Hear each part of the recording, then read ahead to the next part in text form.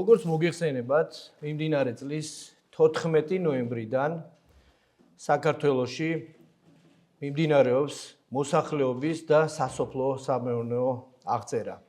აღწერას ატარებს საქართველოს სტატისტიკის ეროვნული სამსახური, საქსტატი, რომლის მიზანი გახლავთ მოსახლეობის სქესობრივ-ასაკობრივი სტრუქტურის და დემოგრაფიული მდგომარეობის ამსახველი დეტალური მონაცემების შეგროვება. პირველად, ჩვენი ქვეყნის აღწერების ისტორიაში მონაცემები გროვდება ელექტრონულად, ქაღალდის კითხვარების გარეშე, თანამედროვე ტექნოლოგიების გამოყენებით. უფრო მეტიც, პირველ ეტაპზე 14 ნოემბრიდან 28 ნოემბრის ჩათვლით მონაცემები შეგროვდა თვითრეგისტრაციის მეთოდის გამოყენებით. მეორე ეტაპზე კი პლანშეტური კომპიუტერების გამოყენებით პირისპირ ინტერვიუს მეთოდით, რომელსაც კარდაკარის პრინციპით ახორციელებდნენ ჩვენი ინტერვიუერები. ამასთან, მიმდინარე წლის სექტემბერ-ოქტომბერში ზოგიერთ მაღალმთიან და ძნელად მისადგომ, ასე ვთქვათ, რეგიონებში და ადმინისტრაციულ ერთეულებში მონაცემები უკვე შევაგროვეთ. დღეის მდგომარეობით აღწერის ფარგლებში გამოკითხულია უკვე 3 მილიონზე მეტი მოქალაქე. თუმცა პროცესი აქტიურად მიმდინარეობს დღესაც, რომლის დასრულებასაც კიდევ სჭირდება რამდენიმე დღე. აქედან გამომდინარე, ჩვენ მივიღეთ გადაწყვეტილება მიმდინარე თვის ბოლომდე პროცესის გახანგრძლივებასთან დაკავშირებით. ასევე პარალელურად გვინდა ავამოქმედოთ თვითრეგისტრაციის კითხვარი, რომელიც მისცემს მოქალაქეებს დამოუკიდებლად ელექტრონული კითხვარის შევსების შესაძლებლობას. აღწერაში თითოეული მოქალაქის მონაწილეობა მნიშვნელოვანია. აღწერის ფარგლებში მიღებული ინფორმაცია საქართველოში მოქმედი კანონმდებლობის შესაბამისად მკაცრად კონფიდენციალურია, გამოიყენება მხოლოდ და მხოლოდ სტატისტიკური მიზნებისთვის და გასაჯაროვდება მხოლოდ აგრეგირებული სახით. როგორც მოგეხსენებათ, მიმდინარე პროცესში, მონაცემთა შეგროვების პროცესში, ქალაქ თბილისის მოქალაქეთა გარკვეული ნაწილი აღწერის ფარგლებში კარს არ უღებდა მასთან სახლში მისულ საქსტატის წარმომადგენელს, რაც გარკვეულწილად აფერხებდა მონაცემთა შეგროვების პროცესს. გარდა ამისა, ზოგიერთ რეგიონში გასული დღეების განმავლობაში მოსულმა უხმა ნალექმა, ასევე რთულმა მეტეოროლოგიურმა პირობებმა გარკვეულწილად შეაფერხა მონაცემთა შეგროვების პროცესი. აქედან გამომდინარე, როგორც უკვე აღვნიშნე, ასევე მოქალაქეთა ძალიან დიდი ნაწილის თხოვნით ჩვენ მივიღეთ გადაწყვეტილება, რომ დღეიდან 20 დეკემბრიდან 31 დეკემბრის ჩათვლით პერიოდში კვლავ ავამოქმედოთ თვითრეგისტრაციის პორტალი, ანუ მოქალაქეებს ექნებათ შესაძლებლობა დამოუკიდებლად სახლში აღწერის ვიზიტის გარეშე მიიღონ მონაწილეობა აღწერაში. როგორც მოგეხსენებათ, აღწერები ტარდება 10 წელიწადში ერთხელ. წინა აღწერა ჩატარდა 2014 წლის ნოემბერ-დეკემბერში. სწორედ ამიტომ ტარდება მიმდინარე წლის შესაბამის პერიოდში აღწერა. აღწერის ჩატარება 2024 წელს რეკომენდირებულია გაეროს ევროპის ეკონომიკური კომისიის მიერ. ამასვე ითვალისწინებს ევროკავშირთან ასოცირების შესახებ შეთანხმების 2024 წლის სამოქმედო გეგმა. მიმდინარე წლის განმავლობაში აღწერის ჩატარება ასევე გათვალისწინებული იყო 2024-27 წლების საქართველოს სტატისტიკის სისტემის განვითარების სტრატეგიით, რომელიც მთლიანად ეფუძნებოდა ევროსტატის, ევროპის ეკონომიკური კომისიის და ევროპის თავისუფალი ვაჭრობის ასოციაციის გლობალური შეფასების რეკომენდაციებს. უნდა აღინიშნოს ასევე ისიც, რომ აღწერის მოსამზადებელი სამუშაოების განხორციელება ჩვენ გაცილებით ადრე დავიწყეთ 2021 წლიდან, რაც ითვალისწინებდა ციფრული კარტოგრაფიის რუკების შედგენას, მეთოდოლოგიური ხასიათის სამუშაოებს, კითხვარის შემუშავებას, პროგრამულ უზრუნველყოფას. ასევე გასული 1 წლის განმავლობაში ჩვენ მოვახდინეთ ქვეყანაში არსებული საცხოვრებელი შენობა-ნაგებობების შემოვლა და მათში ფაქტიურად მცხოვრები მოქალაქეების CET შემადგენლობის განსაზღვრა.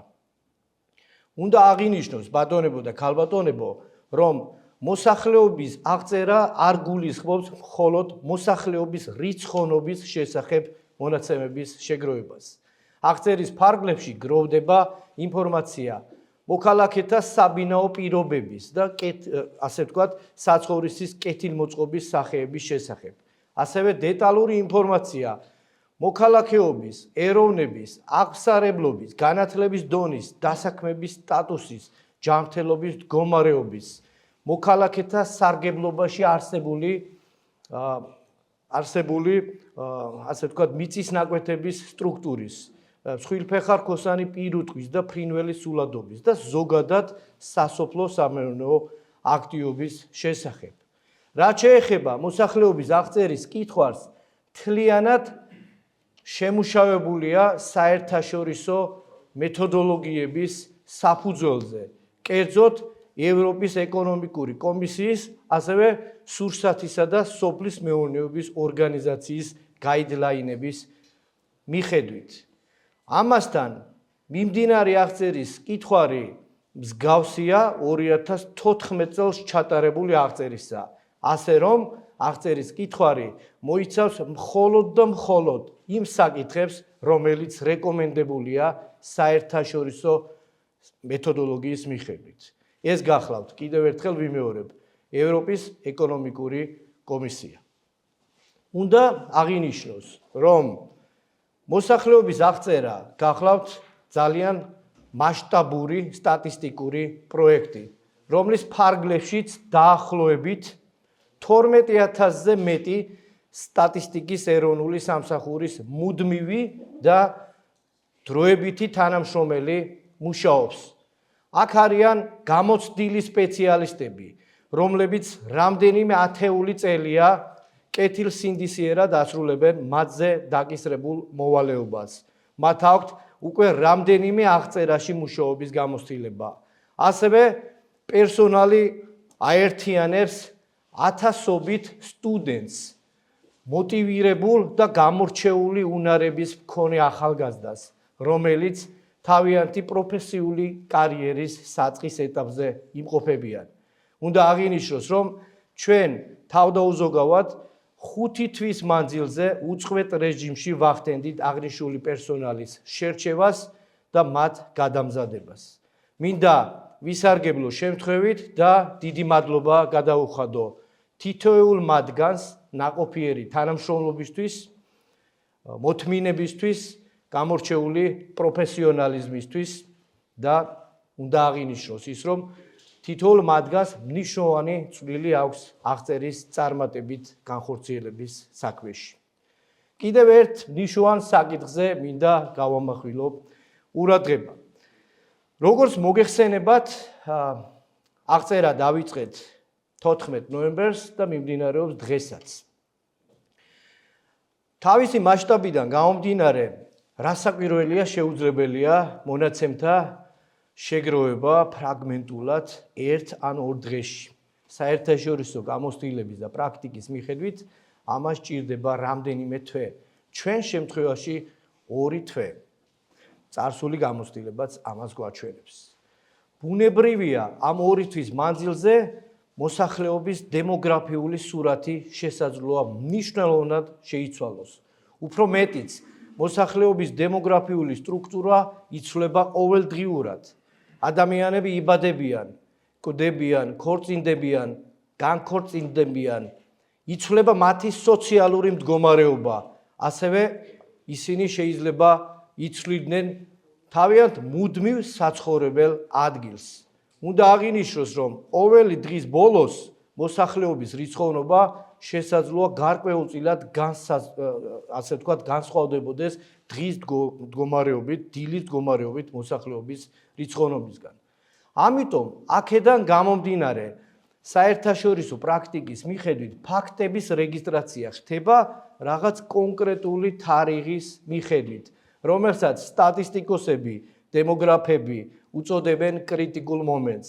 ეს გახლავთ ის პერიოდი, კიდევ ერთხელ ვიმეორებ, რომლის მიხედვითაც ხდება ფაქტების რეგისტრაცია და ის ჩვენ გვაძლევს მოსახლეობის მომენტალური სურათის მიღების შესაძლებლობას. როგორც წესი, საერთაშორისო პრაქტიკის მიხედვით ეს გახლავთ კრიტიკულ მომენტად მიიჩნევა ხოლმე აღწერის დაწყების პირველი დღე. ჩვენ შემთხვევაში ეს იყო იმდინარე წლის 14 ნოემბერი. სწორედ ამ საკითხს უკავშირდება ჩვენი ინტერვიუერების შეკითხვები რესპონდენტებთან 13-14 ნოემბრის ღამის 12 საათზე მუდმივ საცხოვრებელ ადგილზე ყოფნასთან დაკავშირებით. რატომ მაინც და მაინც ღამის 12 საათი?